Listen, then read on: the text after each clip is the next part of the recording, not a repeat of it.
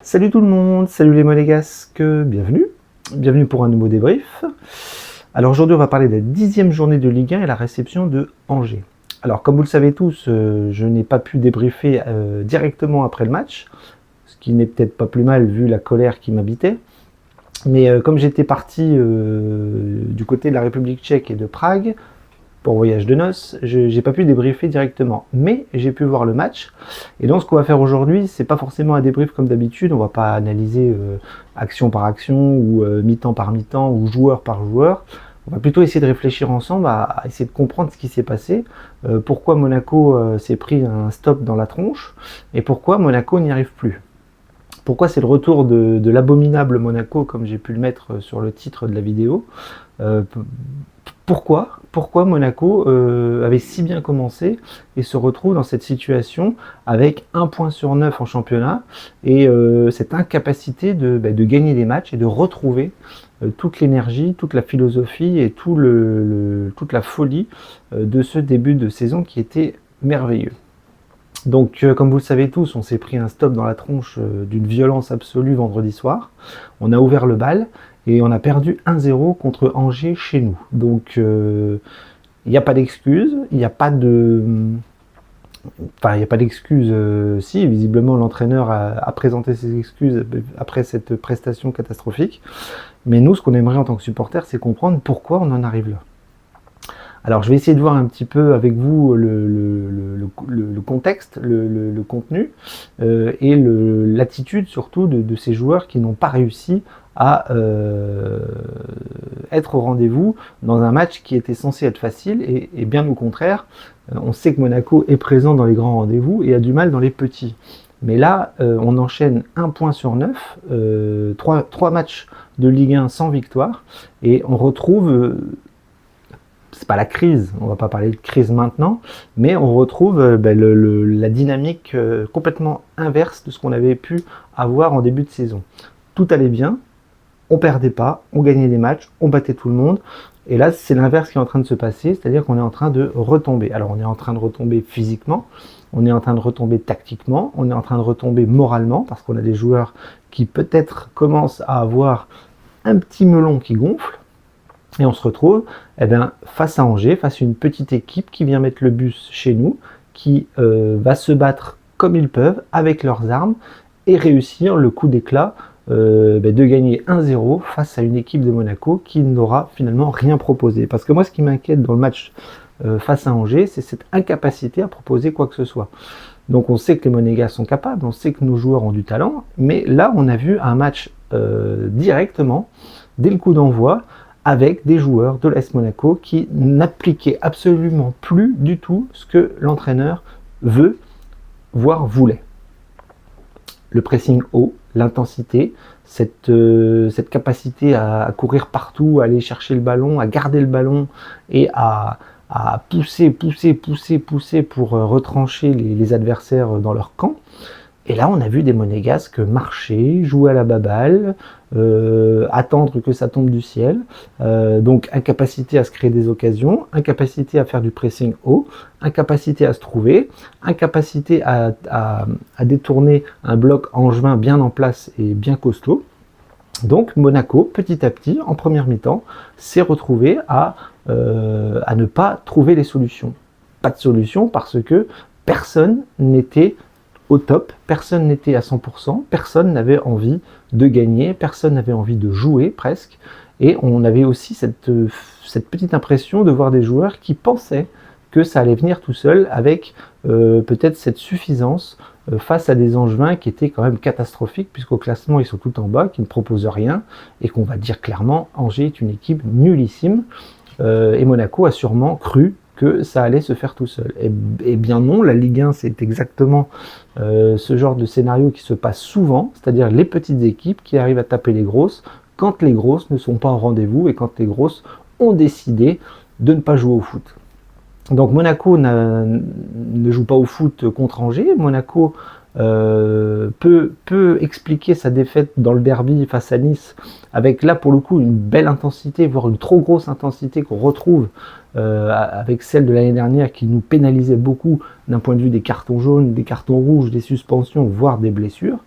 Et là on retrouve un Monaco qui a du mal à maîtriser les choses, qui a tendance à s'énerver. On retrouve déjà beaucoup de blessures, parce qu'on a vu que pour ce match à Angers, on avait quand même 7 absents, hein, je les ai notés là, Diop, Koulibaly, Balogun, Salissou, Zakaria. Le point clé de notre équipe qui a disparu et qui nous fait complètement dérailler, Thésée et Vanderson. Donc en plus on se retrouve dans un match de Ligue 1 sans arrière droit. On va pas revenir sur le mercato estival parce qu'on a assez râlé là-dessus et que les dirigeants avaient confiance, mais là on s'aperçoit que finalement quand ça commence à merdouiller, ça ne va plus. Mais en tout cas, Monaco, depuis la trêve internationale, est complètement à côté de la plaque.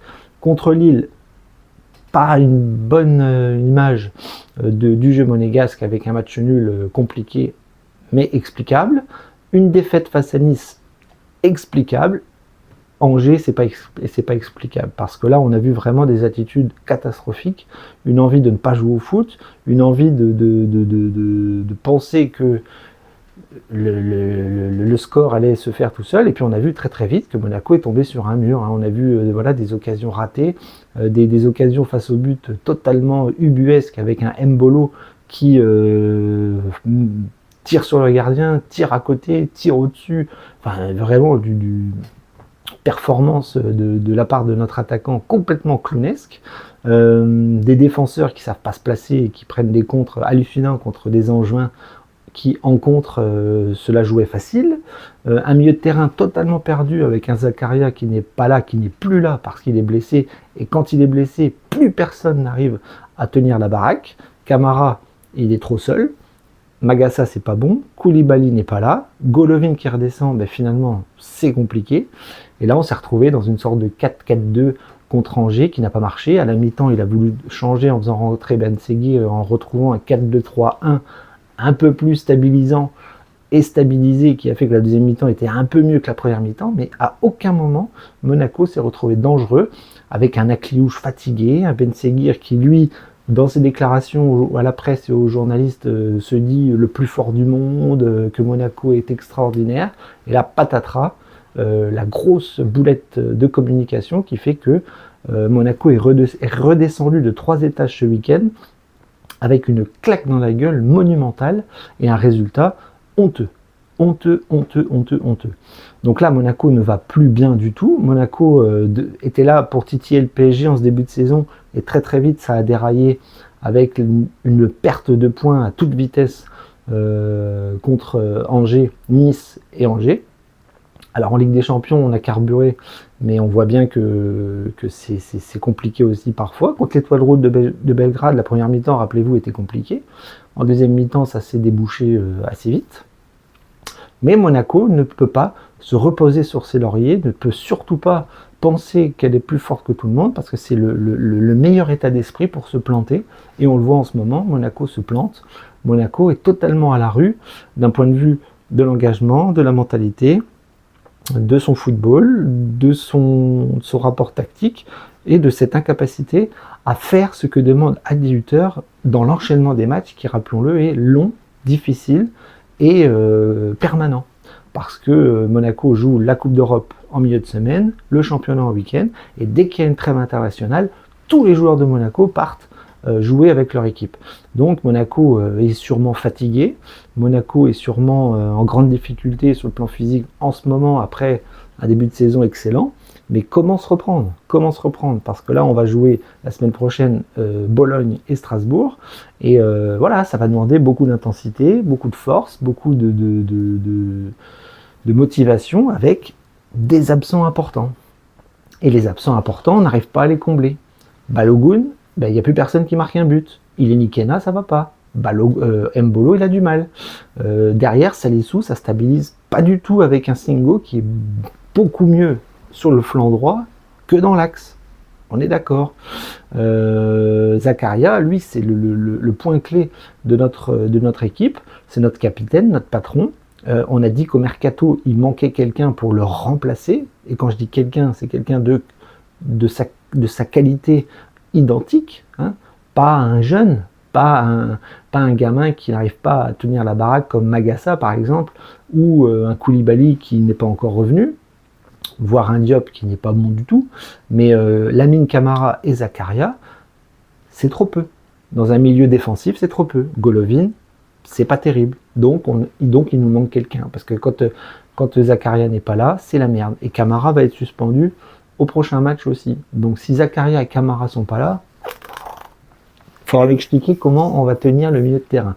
Enfin bref, ça c'est des problèmes internes, c'est des problèmes liés au mercato, c'est des problèmes de gestion d'effectifs que Adi Hutter doit gérer. Il doit trouver des solutions, mais depuis 3 matchs, on s'aperçoit que les solutions, il n'y en a pas, il n'y en a plus. Et même ceux qui sont censés être les cadres, les titulaires, et ceux qui tiennent un petit peu la baraque, on s'aperçoit que ça ne va plus non plus. Akliouche, Ben Seguir, Mbolo. Donc voilà, là on est dans une phase négative, et il va vraiment falloir, enfin il va pas falloir que ça dure longtemps, parce que si ça dure longtemps, on va dégringoler en championnat, en sachant que le PSG est déjà en train de s'envoler, que Marseille va sûrement reprendre la 2e place ce soir face à des Nantais qui sont catastrophiques. Donc Monaco est en train de rentrer dans le rang, mais pas dans le bon rang, quoi, hein. C'est-à-dire que certes on joue le podium, mais on était bien parti pour tenir la corde avec le Paris Saint-Germain, et en 3 matchs, tout a basculé, tout s'est écroulé. Donc les réactions sont attendues, le retour des blessés, des suspendus aussi, parce que on en a besoin, même si l'équipe va être confrontée à ça toutes les semaines, hein. De toute façon, notre jeu va nous impliquer beaucoup de cartons, beaucoup de blessures, beaucoup de suspensions, beaucoup d'absences, plus ou moins longues, mais en tout cas, voilà, quand l'infirmerie augmente, nos résultats diminuent. Mais c'est pas une excuse, c'est pas une raison, il faut absolument que Monaco se remette la tête à l'endroit, et ça c'est le travail de l'entraîneur qui doit peut-être redégonfler certains melons et retrouver un petit peu l'intensité et la victoire. Parce que là, ce qui s'est passé à Angers, c'est vraiment inexcusable, c'est honteux, et c'est typiquement le Monaco qu'on n'avait plus envie de voir et qu'on pensait ne pas revoir, parce que ça ce Monaco-là, on l'a vu pendant des années, toutes les saisons c'est la même chose. Il y a une période dans l'année où les joueurs baissent les bras, marchent, redescendent un petit peu d'intensité, et se retrouvent piégés face à des petites équipes qui, elles, sont assez malines pour venir mettre le bus, comme Angers l'a fait, et pour nous mettre un but en contre face à une incapacité offensive, face à une stérilité dans la surface de réparation ou devant le but. Et c'est exactement ce que Monaco a fait face à Angers vendredi soir. Vraiment, l'ensemble des joueurs a été nullissime. Catastrophe du gardien aux attaquants en passant par les remplaçants et en passant par l'entraîneur qui n'a pas réussi à trouver les bons mots et la motivation pour aller gagner un match dit facile. Et là, on se prend une énorme claque dans la gueule et on passe pour des cons. Voilà, parce que Monaco était bien parti pour faire mal et pour imposer sa domination sur la France, voire sur l'Europe. En tout cas, on y a cru. Et là, pouf, voilà, en 3 semaines, tout a disparu. Donc tout est à refaire. Et on attend une réaction la semaine prochaine avec 2 victoires en Ligue des Champions et en Ligue 1. Si ce n'est pas le cas, ça va commencer à se sentir un petit peu le caca. Donc je vous laisse là-dessus, je sais que tout le monde est déçu, c'est un débrief un peu différent de d'habitude, voilà, j'ai essayé de penser avec vous un petit peu ce qui se passe en ce moment, mais la seule chose qu'on peut espérer, c'est une réaction rapide, et on va déjà regarder un petit peu la mentalité face à Bologne mardi soir, voir si les joueurs ont pris conscience de ce qu'ils ont fait ou de ce qu'ils n'ont pas fait depuis ces derniers jours en Ligue 1. Mais moi, ce qui m'importe le plus, ça va être contre Strasbourg le week-end prochain, parce que perdre des points en Ligue 1 et en championnat, ça, c'est pas possible. C'est pas possible. Donc je vous laisse là-dessus, je vous dis un gros Dagdemounégou, et on se donne rendez-vous mardi soir pour le débrief de Ligue des Champions.